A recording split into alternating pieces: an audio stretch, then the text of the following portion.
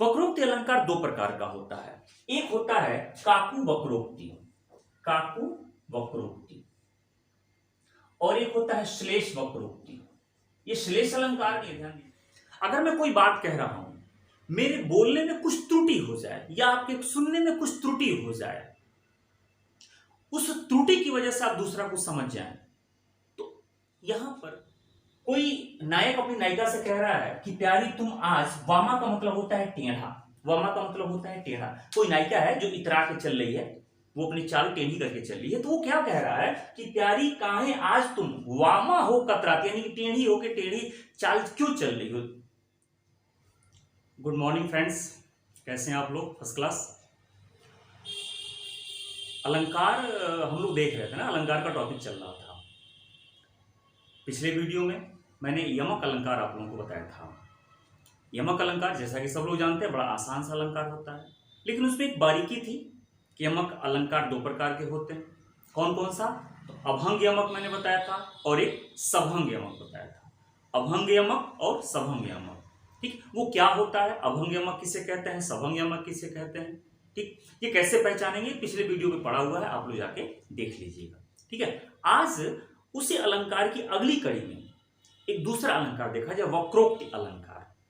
जैसे कि थंबनेल पे आपने देखा होगा कि वक्रोक्ति अलंकार के प्रकार, तो ठीक है, वक्रोक्ति अलंकार भी आसान है, कोई बहुत टफ या कठिन अलंकार नहीं है, लेकिन वक्रोक्ति अलंकार के जब प्रकार में पहुंचेंगे तब जाके थोड़ा सा कठिन बन जाता है, और उसको समझना सबसे ज्यादा इंपॉर्टेंट है। वो समझना, हम लगाएंगे कैसे, हम करेंगे कैसे, ठीक है।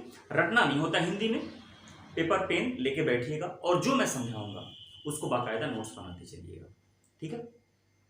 तो आइए चलते हैं वक्रोक्ति अलंकार। देखिए, वक्रोक्ति अलंकार शब्द अलंकार का एक प्रकार है, एक अलंकार है। नाम में लिखा हुआ है वक्रधन उक्ति। वक्रधन उक्ति, उक्ति मतलब बोली होता है। अगर किसी बोली को वक्र यानी कि गलत तरीके से समझ लिया जाए तो उसी को वक्रोक्ति अलंकार कहते हैं।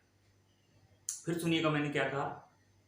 वक्रोक्ति अलंकार का मतलब होता है कि अगर किसी उक्ति को, किसी बोली को, किसी बात को गलत तरीके से समझ लिया जाए तो उसी में वक्रोक्ति अलंकार होता है। अगर कोई बात मैं कह रहा हूं, उसी बात को आप गलत तरीके से समझ जाएं, या गलत नहीं मतलब आप अपने अर्थ में उसको समझ जाएं, मैं मेरे कहने का दूसरा अर्थ हो, लेकिन आप उसको अपने दूसरे अर्थ में समझ जाएं, तो उसी को वक्रोक्ति अलंकार कहा जाता है, ठीक है। जैसे एग्जाम्पल होता है कि कृष्ण और राधा के एक प्रसंग है कि को तुम हो इत आए कहां, घनश्याम है तो फिर कितहु बरसो। को तुम हो इत आए कहां, कृष्ण जाते हैं दरवाजे पर और दरवाजा ठकठकाते हैं, नॉक करते हैं, तो अंदर से राधा पूछती हैं कि को तुम हो इत आए कहां, यहां क्या करने आए हो। तो कृष्ण ने कहा कि घनश्याम है। तो घनश्याम का देखिएगा दो अर्थ होता है, घनश्याम का मतलब कृष्ण और घनश्याम का मतलब बादल। तो राधा अंदर समझती है कि बादल, जबकि कृष्ण के कहने का मतलब था कि मैं कृष्ण हूं, लेकिन वो बादल समझते हैं। तो फिर दूसरी लाइन है कि तो कितहु बरसो, यानी कहीं दूसरी जगह जाके बरस जाओ, ठीक है। तो इसी में होता है वक्रोक्ति अलंकार। मैंने आपके सामने कुछ एग्जांपल्स लिख रखे हैं, देखिए। अब इसी एग्जांपल में आपको ये ढूंढना है कि वक्रोक्ति अलंकार के प्रकार, जैसा कि मैंने थंबनेल पे आपसे बताया था। वक्रोक्ति अलंकार दो प्रकार का होता है। एक होता है काकू वक्रोक्ति, काकू वक्रोक्ति, और एक होता है श्लेष वक्रोक्ति। ये श्लेष अलंकार नहीं है, ध्यान दीजिएगा, ये श्लेष अलंकार नहीं है, ये वक्रोक्ति का प्रकार है, काकू वक्रोक्ति और श्लेष वक्रोक्ति। अब काकू वक्रोक्ति किसे कहते हैं और श्लेष वक्रोक्ति किसे कहते हैं, ठीक। आइए इस पे देखा जाए। देखिए, काकू वक्रोक्ति किसे कहते हैं? अगर मैं कोई बात कह रहा हूं, मेरे बोलने में कुछ त्रुटि हो जाए या आपके सुनने में कुछ त्रुटि हो जाए, उस त्रुटि की वजह से आप दूसरा को समझ जाएं, तो यहां पर काकू वक्रोक्ति होता है। फिर सुनिएगा मैंने क्या कहा। अगर मैं कुछ बोल रहा हूं, मेरे बोलने में कुछ त्रुटि हो जाए, व्यंजनात्मक या मात्रात्मक या कामक की वजह से, अगर कुछ ऐसी त्रुटि हो जाए जिसकी वजह से आप गलत अर्थ समझ जाए या दूसरा अर्थ समझ जाए, या फिर मैं सही बोला, आप उसको कुछ गलत तरीके से सुन लिए, या कुछ व्यंजन या मात्रा या कामा की वजह से कुछ हेरफेर हुआ और आपने उसका दूसरा अर्थ लगा लिया, अगर ऐसा हुआ तो इसे काकू वक्रोक्ति कहते हैं। श्लेष वक्रोक्ति क्या होता है? श्लेष वक्रोक्ति का मतलब होता है कि कोई शब्द ऐसा हो, बहुत सारे ऐसे शब्द हैं जिसके एक से ज्यादा अर्थ निकलते हैं, तो कोई शब्द ऐसा हो, मैं बोल रहा हूं उसको दूसरे सेंस में, दूसरे अर्थ में, और आप उसका दूसरा अर्थ लगा ले रहे हैं। जैसे हरि, आगे शब्द आता है हरि, हरि का मतलब कृष्ण होता है, हरि का मतलब विष्णु, हरि का मतलब हरा, हरि का मतलब बंदर। इसके अलग अलग अर्थ होते हैं। कनक, कनक का मतलब सोना भी होता है, कनक का मतलब धतूरा भी होता है, कनक का मतलब हल्दी होता है, कनक का मतलब गेहूं होता है।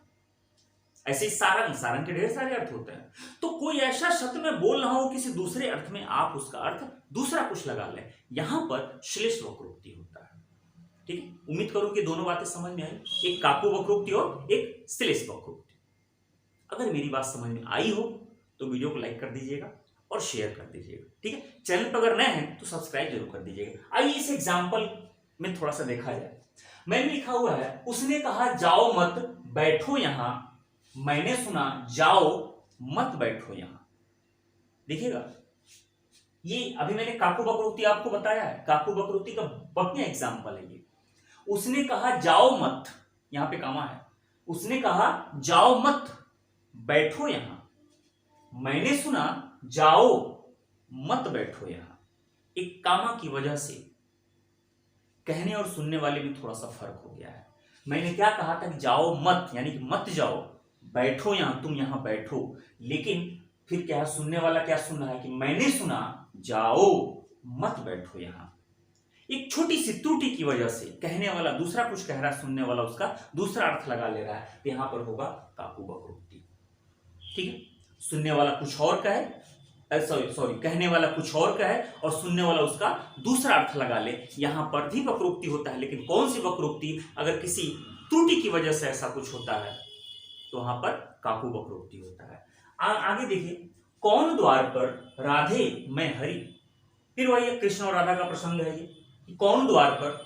राधा पूछती है कि द्वार पर कौन है, तो कृष्ण ने कहा राधे मैं हरि, यानी कि मैं कृष्ण हूं। लेकिन हरि के कई अर्थ होने की वजह से वो क्या कहती हैं, क्या बंदर का काम है यहां बंदर का कौन काम है? ठीक है, तो शब्द के अलग अर्थ होने की वजह से इन्होंने हरि का मतलब कृष्ण कहा था, लेकिन उन्होंने हरि का मतलब बंदर समझ लिया। ये कहते हैं कि मैं दरवाजे पर, वो पूछती है कौन है, तो इन्होंने कहा कि मैं हरि, मैं कृष्ण हूं, लेकिन वो हरि का मतलब बंदर समझ बैठी, तो कहती है कि यहाँ बंदर का कौन सा काम है। दूसरा देखिएगा, प्यारी काहे आज तुम वामा हो कतरात, हम तो हैं वामा सदा, अचरज की का बात। ये भी, इस एग्जाम्पल को बढ़िया से समझिएगा, ये एग्जाम्पल अक्सर पूछा जाता है एग्जाम में। प्यारी काहे आज तुम वामा हो कतरात, हम तो हैं वामा सदा, अचरज की क्या बात। कोई नायक अपनी नायिका से कह रहा है कि प्यारी तुम आज, वामा का मतलब होता है टेढ़ा, वामा का मतलब होता है टेढ़ा। कोई नायिका है जो इतरा के चल रही है, वो अपनी चाल टेढ़ी करके चल रही है, तो वो क्या कह रहा है कि प्यारी काहे आज तुम वामा हो कतरात, यानी कि टेढ़ी होके टेढ़ी चाल क्यों चल रही हो। और वामा का एक अर्थ स्त्री होता है, तो वो कह रही है कि हम तो हैं वामा सदा, हम तो सदा से ही स्त्री हैं, इसमें अचरज की कौन सी बात है। तो उसके पूछने का मतलब था कि तुम आज इतरा के क्यों चल रही हो, तो वो वामा का मतलब स्त्री समझ बैठी, और वो कह रही है कि हम तो सदा से ही स्त्री हैं, इसमें अचरज की कौन सी बात है, आज नया थोड़ी स्त्री हम। तो देखिए, शब्दों के दो अर्थ होने की वजह से यहां पे जो वक्रोक्ति हुआ वो उसे श्लेष वक्रोक्ति कहते हैं। तो जब शब्दों के अर्थ की वजह से कहने वाला कोई और सुनने वाला कोई और अर्थ वहां पे लगाए, तो उसे जो वक्रोक्ति कहते हैं उसे श्लेष वक्रोक्ति कहते हैं। ठीक, और किसी त्रुटि की वजह से अगर कहने वाला कोई कुछ और कहता हो, सुनने वाला कुछ और अर्थ लगा लेता है, यहां पे जो वक्रोक्ति होता है उसे हम लोग काकु वक्रोक्ति कहते हैं। ठीक है, उम्मीद करता हूं कि मेरी बात आपको समझ में आई होगी। ठीक है, तो अलंकार की लंबी सीरीज चलेगी, मेरे साथ आप बने रहिएगा।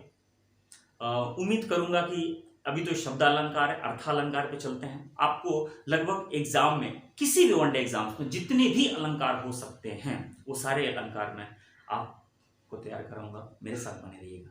चलिए मिलते हैं अगले वीडियो में, तब तक के लिए